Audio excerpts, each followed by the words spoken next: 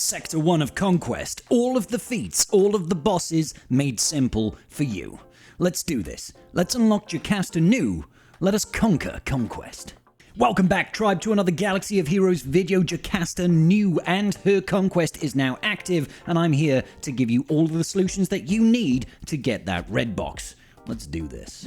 Here we are in Sector 1, ladies and gentlemen, and things are not too difficult here. Already blitzing through here with 96 out of 96. What are the feats that we need to get done? They are as follows. We need to gain a bonus turn at least 50 times. This is cumulative throughout the entirety of the sector. We need to attempt to inflict Potency down 50 times. We need to attempt to inflict Breach 50 times. Those two debuffs can be knocked out in one battle with the right setup, and yes, you do not actually need to land those debuffs, they just need to be attempted. And finally, we need to win 10 battles with a full team of resistance. There are a couple of additional feats on the mid-sector boss and the end-sector boss. We've got, for the mid-sector, win with Marok surviving and win with light-side characters, and we've also got the end-sector boss where we need to win with Qui-Gon Jinn surviving and win with Hu Yang in your squad. Note, Hu Yang does not need to survive. So what do we need to discuss before we begin? Sector 1, really not so difficult. You do not need any sort of Datadisks.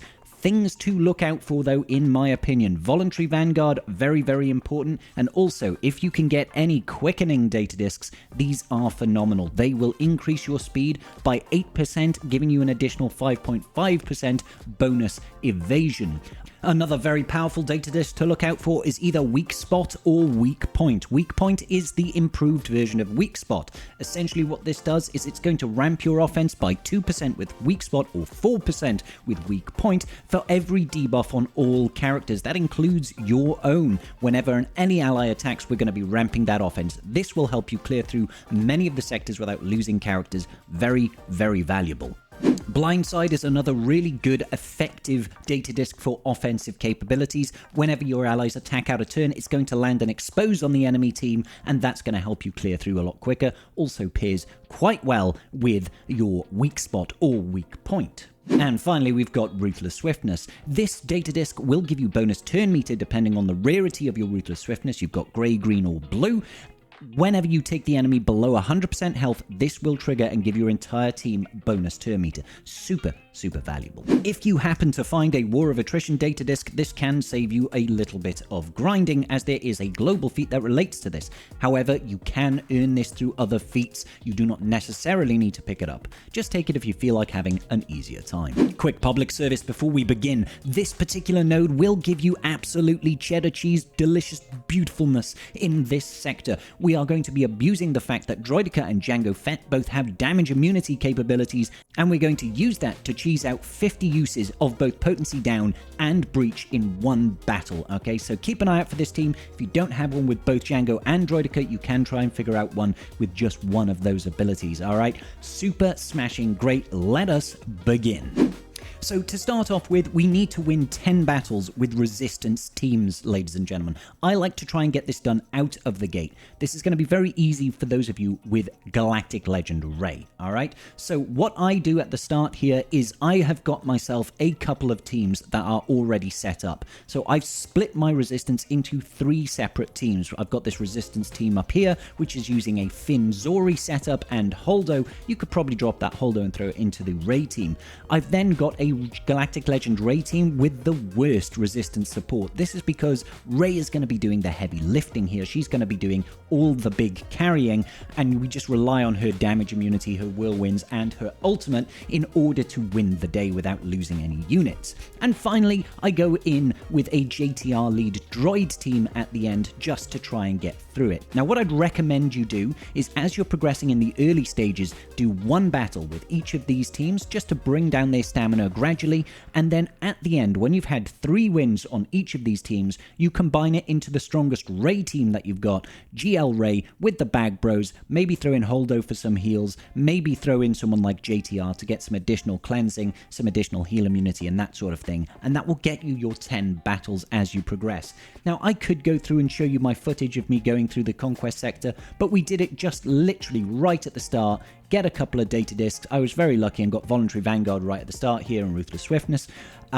Just as you progress, do that, and by the time you hit that mid-sector node, you should be at about 9 battles in. By the time you've hit that Jawa node at the end, you can go ahead and use your last one. Now, the Jawas, if you've got your GL Ray, you can use it to get the win with light side only characters as well, so you'll be able to finish off the feats in totality. Now, if you don't have GL Ray, what I recommend for those Jawas is actually going with a Bo-Katan Mandalore team or a light side Mandos team, or if you've got Marok, just a couple of other things. So I'm not going to show those battles with the Resistance, ladies and gentlemen, because I feel like it should be pretty much straightforward.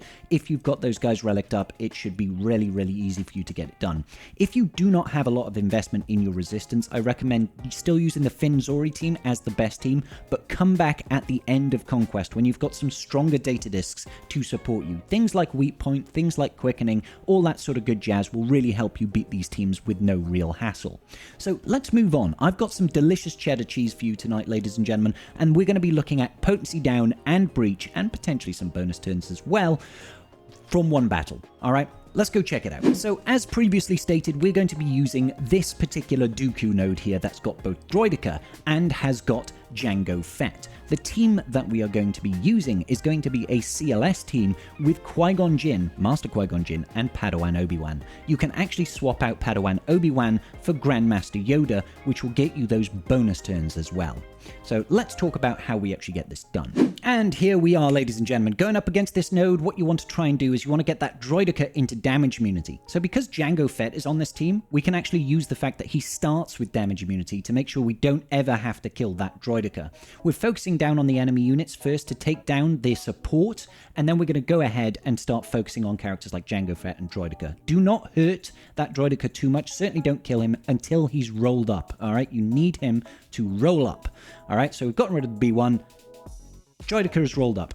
We do a basic on there. We need that tenacity down on him. That is vitally, vitally important. That's going to give us the opportunity to strip his turn meter and not get rid of his buffs or anything like that. So I'm just focusing down on Jango Fett over here. I wanted to make sure I didn't use that first special on Droideka because we don't want to remove the damage immunity. Remember, that is key. After that, we just want to try and get rid of Nute Gunray when we can so we can't keep extorting our characters and slowing us down, because we do need to turn meter loop essentially. And whenever we're doing this basic setup over here, we're getting 2 sources of potency down as well as a source of breach. It's very, very useful. I'm going to just focus a little bit on Jango Fett. We can see we can bounce between the characters here, Jango Fett and Droideka, to maintain that they stay in damage immunity for as long as possible, and then take out Nute Gunray. Again, we do not want those exposes dealing damage to us, okay? We do not want those exposes. After we've got rid of them, you really want to try and focus on keeping one of these characters in damage immunity in perpetuity. It's easier to do on Jango because he does not have tenacity up, okay? Droideka over here, when he rolls up, he gets tenacity up, which means even though you've got tenacity down, there's still a pretty decent chance that they'll resist your debuffs.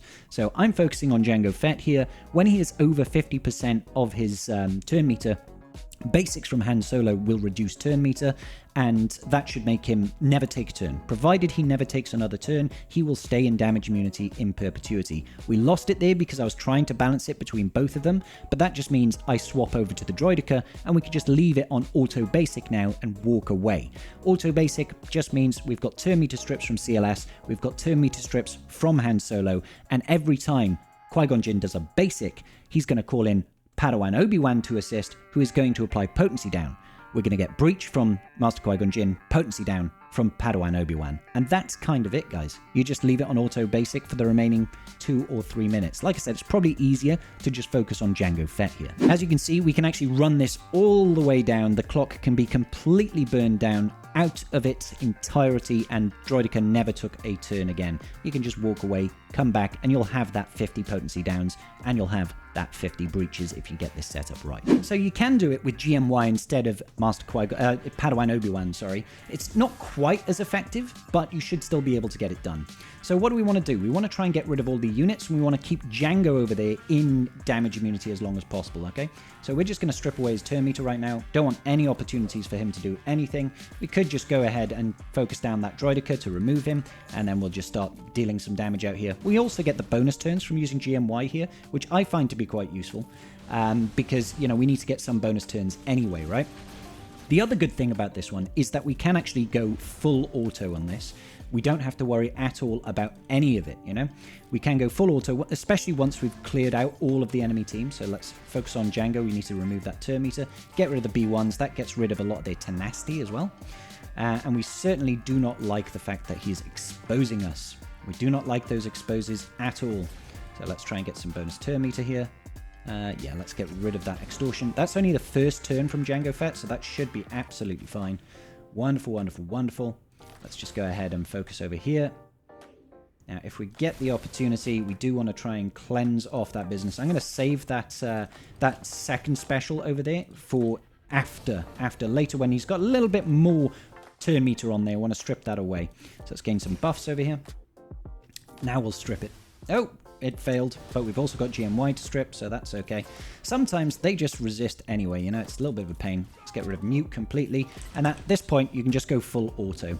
Full auto here should put you in a position where the enemy is constantly having its turn meter reduced, as you can see, and provided we are going through, we should be getting those potency downs, those breaches, those bonus turns, and the enemy should never take another turn, which is just fabulous.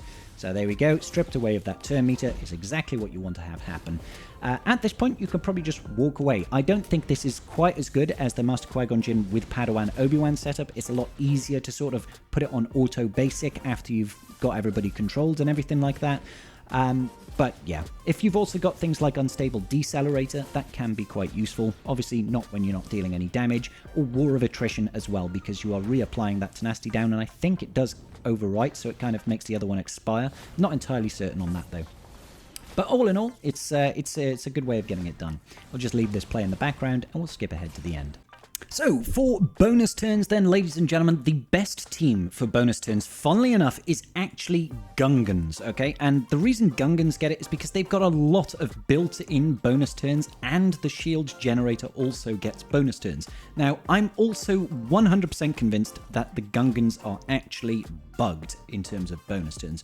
You'll get like 25, 30, 40, even sometimes 50 from just taking the Gungans in against standard enemies. Anything that, if you take them against anything with turn meter generation, we're talking about General Grievous teams, Imperial Trooper teams, anything like that, Mon Mothma teams if they happen to have Hoth Rebel Soldier, Hoth Rebel Scout, those sort of teams will almost guarantee you get 50 or at least 25 of your bonus turns halfway through. Very, very easy. If not, use a team like Darth Vader, or use a team like Maul, the Conquest Maul, not Darth Maul, because things like Merciless Massacre give you bonus turns, things like Seething Rage give you bonus turns. Both of them are very, very valuable in that instance. We've already seen how Grandmaster Yoda can help you get those turns as you progress as well, so it's something that you should be getting as you be going through the sector regardless. We're going to move on now then into the Jawas node. Okay, this mid-sector boss, unfortunately you do have to do 2 battles for this.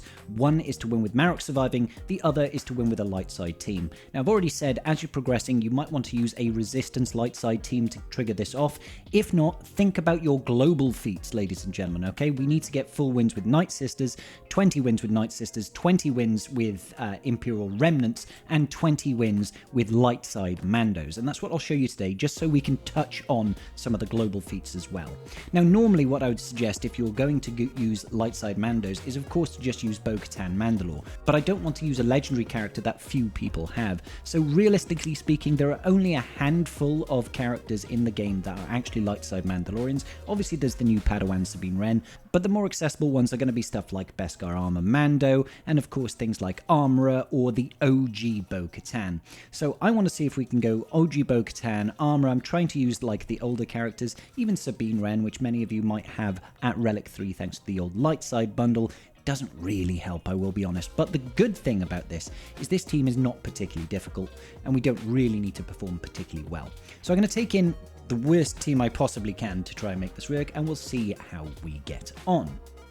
So, when you're facing off against Jawas in general, you do want to focus down on the enemy Jawa Scavenger. If we can get rid of the Scavenger at the start, that's the real source of... Excuse me.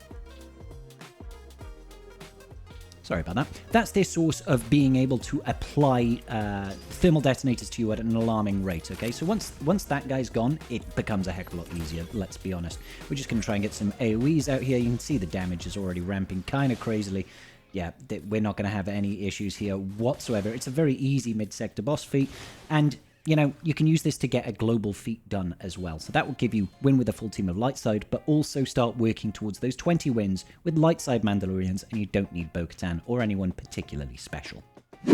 Now then, for Marok surviving, again, it is relatively easy. I just decided to use a CLS team here, take out the 5th, throw the 5th in as Marok. You can see my Marok is actually Relic 7, but it doesn't matter. Again, kill that scavenger at the start, and then just do whatever you want to clear up the rest. Obviously, my Marok is high relic levels, but you can ignore that fact, and the rest of the CLS team will really do all of the heavy lifting regardless.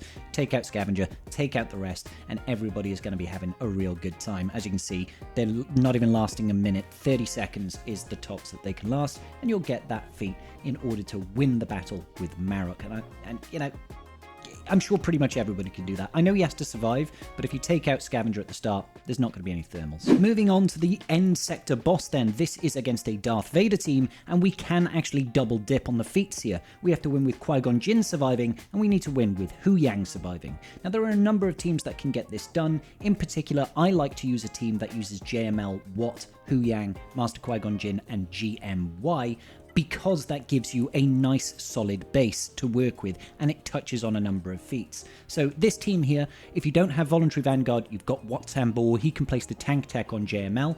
After that, you've got Qui-Gon Jinn, Sources of Breach. JML also does breach on an AoE from his Efflux over here, so this also works towards the sector feats if you haven't already done them. And then you still have Grandmaster Yoda for potency down and bonus turns.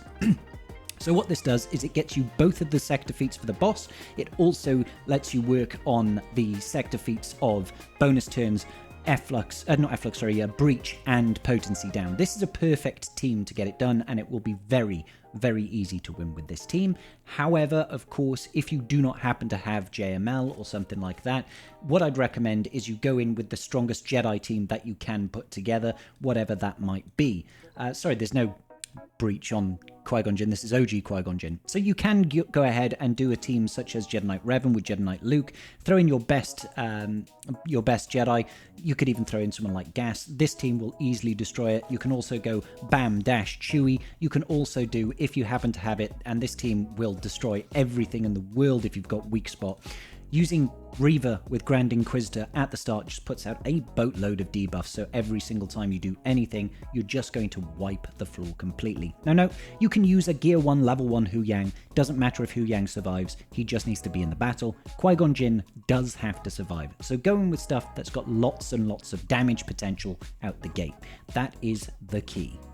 You can see how I did it here on live stream right at the start. I already had Voluntary Vanguard, but I wanted to show the team in operation. That AoE at the start from JML does Efflux, puts AoE Breach down, and then you've just got GMY for bonus turns and potency downs. Now, you won't get a lot of the bonus turns, you won't get a lot of the potency downs, because the enemy does die rather quickly, as you can see, so it's not really too big of an issue. I would just recommend constantly calling in GMY so that he can apply that potency down on his basic. You know, it's a good enough way of getting it done, and you should get, 3 or 4 feats worked on all at once here without any real issues, and it gets you around to the end of the sector, no real problems at all.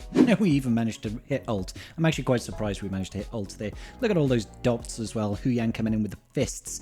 Yeah, so it should be completely easy. Both those feats done there. I think I'd already done the other sector feats. Yes, I had. All right, good stuff. So before we wrap this up, I just want to give you a quick overview of what you want to do in Sector 1. Sector 1, start off with your resistance teams. If you can, split them into 3 teams and then cycle through them. Get all of your battles done up to 9, so use each of those 3 teams 3 times in these first battles, and then when you get up to the Jawa node, you can combine them into your strongest resistance team. I used like Rey, the Bag Brothers, throw in JTR, throw in Holdo to make your strongest team. If you haven't done that, or if you want a different team to use against the Jawas and not get that light side one, consider using a light side Mando's team so you can work on the light side Mando's global feat.